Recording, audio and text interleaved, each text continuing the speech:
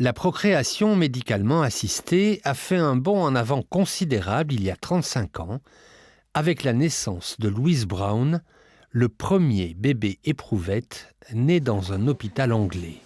Depuis, plus de 5 millions de bébés ont vu le jour grâce à une assistance médicale.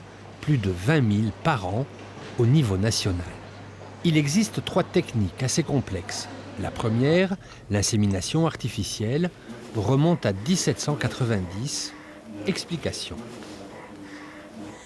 C'est une technique qui consiste à stimuler la patiente de façon à pouvoir déclencher son ovulation, maîtriser son ovulation et de façon parallèle, en période d'ovulation, pouvoir effectuer une récupération du sperme, une préparation en vue de l'insémination, c'est-à-dire introduire le sperme du partenaire dans les voies génitales de la partenaire.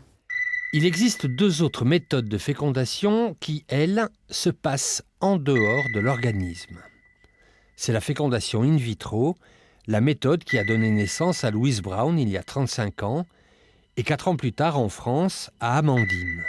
Dans un laboratoire, les ovocytes, les cellules sexuelles de la femme, et les spermatozoïdes du futur papa sont mis en contact in vitro, c'est-à-dire dans un récipient, pour réaliser l'étape de la fécondation.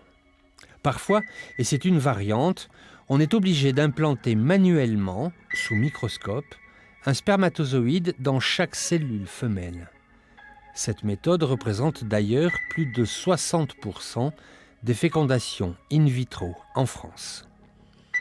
Après 48 heures d'incubation dans l'éprouvette, on est en présence d'un embryon que l'on peut transférer dans l'utérus de la future maman.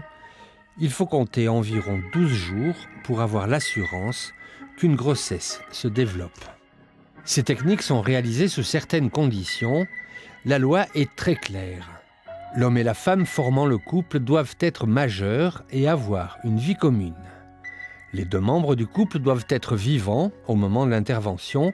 Le décès de l'un d'eux ou la dissolution du couple arrête le processus de l'assistance médicale à la procréation.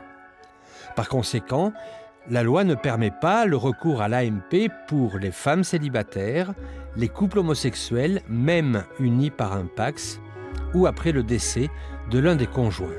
Du coup, certaines femmes sont obligées de partir à l'étranger pour pratiquer cette intervention.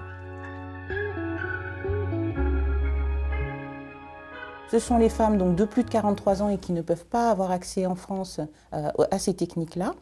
Et d'autres femmes qui vont avoir besoin, qui seront plus jeunes, mais qui auront des problèmes de santé importants, des patientes qui ont des insuffisances ovocytaires, qui vont avoir besoin d'un don d'ovocytes dans un délai raisonnable.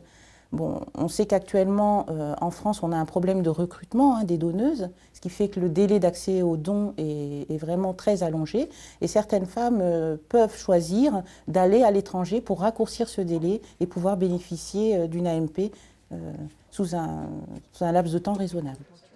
Aujourd'hui, plus d'un quart de siècle après la naissance de Louise Brown, les chercheurs disposent de toute une batterie de substances et de techniques de pointe qui ont entièrement transformé le traitement de la stérilité. De telles avancées ont permis une augmentation considérable du nombre des naissances par procréation assistée.